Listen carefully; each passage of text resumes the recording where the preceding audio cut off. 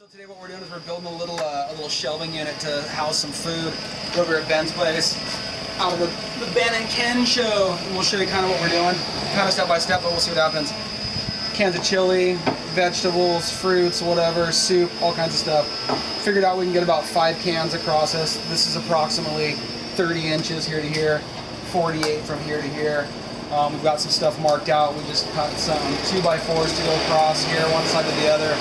2x4 is going to line this, 2x4s across the bottom, and then some 1x2 other stuff to make the rails, hold it in. Pretty easy, pretty self-explanatory stuff. We'll try to do a couple shots as we go. I'm about to drill some pilot holes in here for the screws. That'll anchor in the sides right there to hold the cans together. That'll be the braces for the 1x2 that goes across here. So essentially there'll be 2x4s going across, and these will hold the cans in, and a 2x4 across here for the bottom. So as we go, move forward, we'll do a couple clips here and there and show you what we're doing and how we go step by step. Hopefully this will help you build something on the cheap to help you store and rotate your food. As for now, this is Ben and Ken signing off. I'm Ken, that's Ben. We'll get back to you soon. Right now, putting some of the screws in for the sidewalls. Pretty boring stuff, but we thought we'd give you a shot of kind of this side's kind of complete already, and then I'll sink these screws in and show you guys what it looks like on the other side.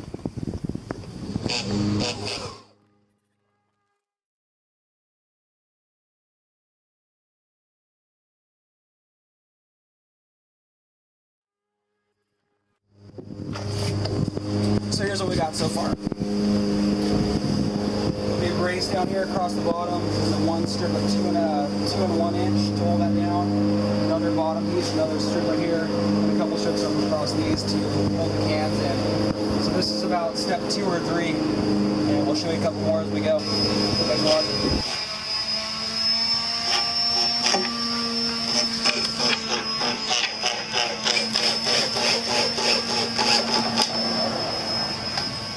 Alright, so there's the base for one, and then another slat. This 2x1x2 will go right here, and that'll prevent the cans from rolling out right there.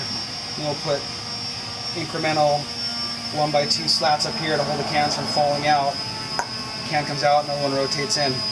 You'll see. Alright, so basically what we just did was countersinking a hole for your screws, because this pine or whatever this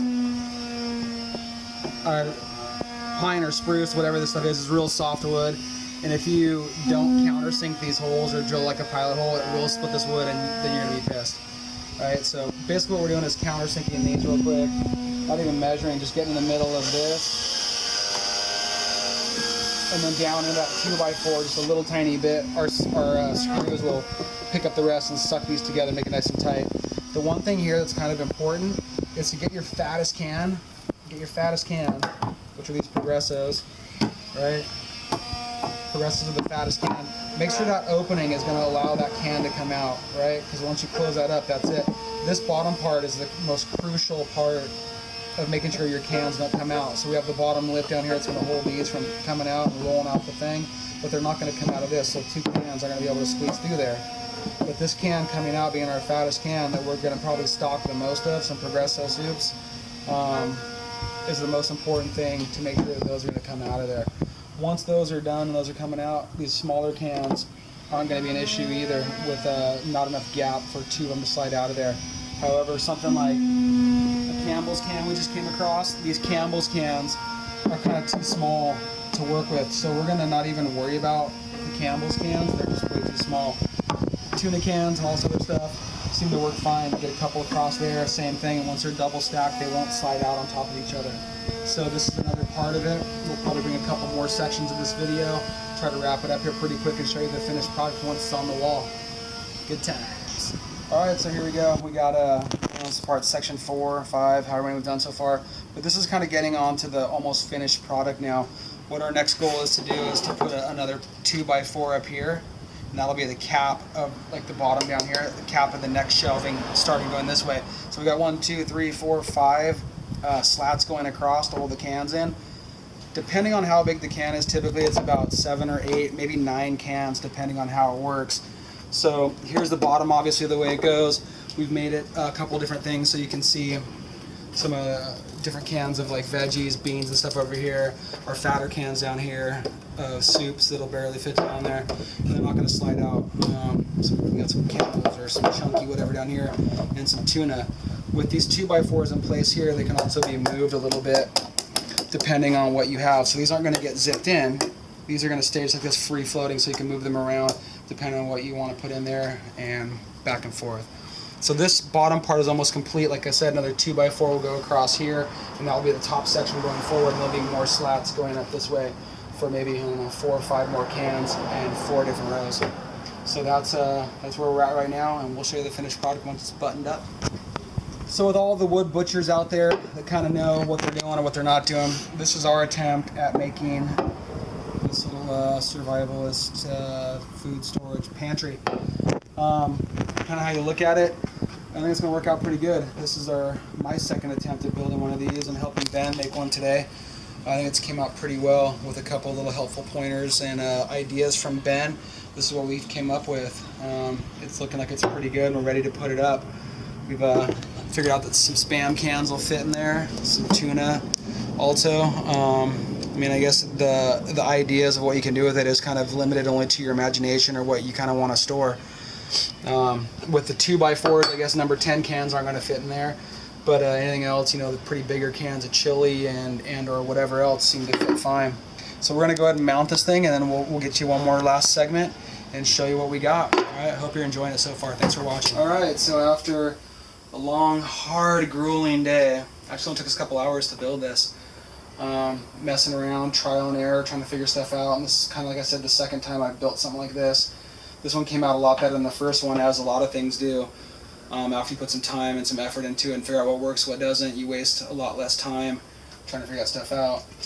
So as you can see what we've done here, a few slats here to partition the stuff out. This is kind of how it works too, and we'll show you right now. There you go. So you pull a can out. That's a little tight, but that's alright. Pull a can out, auto rotates. Obviously on camera, things go a little bit more jinky than you would if you had it set up perfectly. These could obviously be spaced over a little bit to make the cans a little less tight, but like this is probably isn't the best example because as more get stacked, there's a little bit more weight, but it's pretty self-explanatory. Pull it out and it won't fall out because of the lip. So if you're dropping cans down, I wouldn't drop them all the way down, all 8 flights of that stuff. You don't want to dent your cans, but you know, it's up to you. So this is kind of the finished product.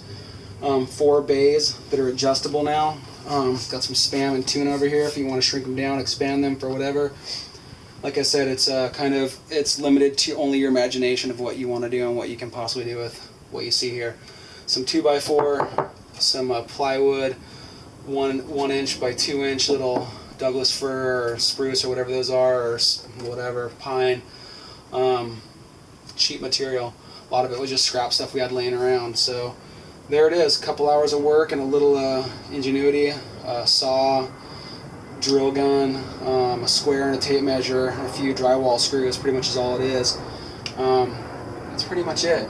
If you guys have any questions, go ahead and leave some comments. We'll try to address them as soon as we can. Questions, comments, or concerns, let us know, as always. And our kind of kickoff video, this is the Ben and Ken show. Ken here, Ben behind the camera. Ben and Ken signing off. Hope you enjoyed it and it was informational for you. Thanks so much for watching.